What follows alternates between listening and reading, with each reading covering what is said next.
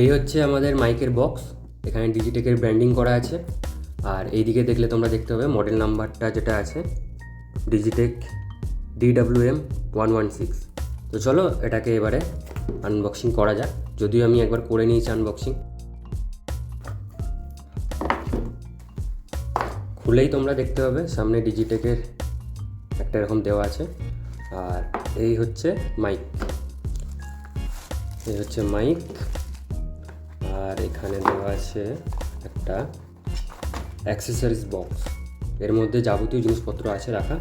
আর কি দেওয়া আছে দেখাই তোমাদেরকে, একটা ইউজার ম্যানুয়াল, আর সেরকম কিছু দেওয়া নেই। তো চলো এগুলোকে সাইডে রাখা যাক।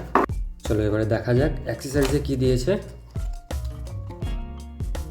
খুলে এইখানে এটা আছে একটা, দুটো, তিনটে, চারটে, পাঁচটা, আর দুটো অ্যাডাপ্টার, একটা type C to type C আর একটা টাইপ সি টু লাইটনিং। আর এখানে দুটো ক্লিপ দেওয়া আছে, এটা তোমরা কলারে লাগাতে পারবে। আর এখানে আছে দুটো ডেড ক্যাট, তোমাদেরকে খুলে দেখিয়ে দিই। এই হচ্ছে ডেড ক্যাট, এটা তোমরা লাগালে যে হাওয়াটা চলে, উইন্ডটা যে আওয়াজটা হয় সেটা অনেকটা কমে যায়। আর এখানে দেওয়া আছে একটা,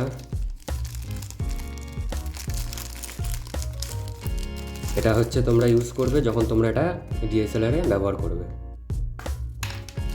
এটাও ডেড ক্যাট আছে একটা।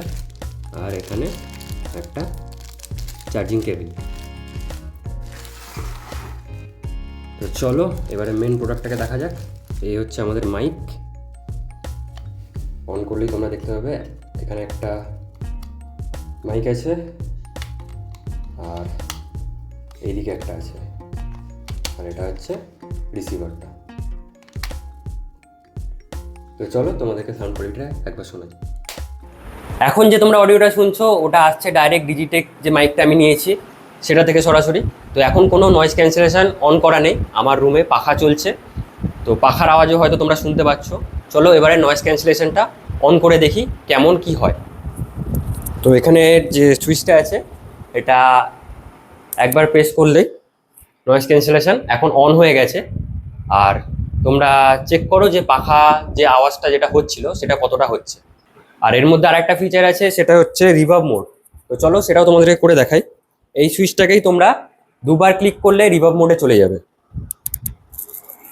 এখন আমার যে অডিওটা শুনতে পাচ্ছ তোমরা সেটা হচ্ছে রিভার্ব মোড থেকে। কেমন লাগলো তোমরা অবশ্যই জানাবে।